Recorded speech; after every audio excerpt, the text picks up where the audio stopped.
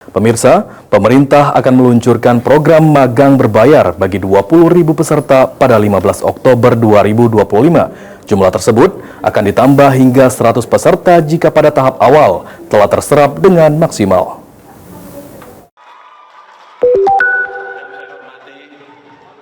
Pemerintah akan meluncurkan program magang berbayar untuk 20.000 lulusan perguruan tinggi pada 15 Oktober 2025 sebagai tahap pertama. Ditemui di Jakarta pada Kamis malam 9 Oktober, Menteri Keuangan Purbaya Yudi Sadewa mengatakan program tersebut ditambah secara bertahap hingga mencapai 100.000 penerima manfaat jika telah terserap secara maksimal. Pertama 20.000, jadi 20.000 kali UKM-nya bisa bervariasi kan. Itu kira-kira. Nanti kalau 20.000 habis kita tambah 20.000 lagi. Kurang lagi kita tambah 20.000 lagi sampai 100.000.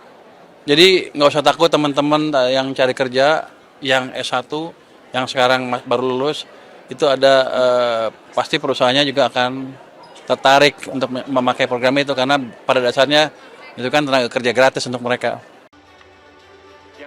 Sementara itu, Kepala Badan Pengaturan Badan Usaha Milik Negara BUMN Doni Oskaria mengatakan pihaknya mendukung penuh program tersebut dengan berkontribusi menyediakan tempat dan fasilitas magang.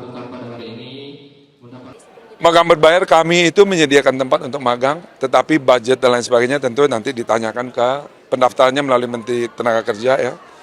Kemudian juga budgetnya dari Kemenko, tolong dilihat. Tetapi pada dasarnya kalau magang ini seluruhnya kami selalu menyiapkan perusahaan-perusahaan BUMN itu terbuka untuk kita magang karena itulah gunanya kan mendidik para adik-adik mahasiswa supaya mendapatkan pengalaman bekerja di perusahaan BUMN.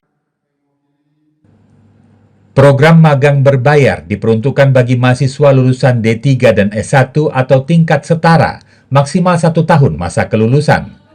Selama mengikuti program magang 6 bulan, para peserta mendapatkan gaji setara dengan upah minimum kabupaten kota atau UMK di masing-masing wilayah penempatan.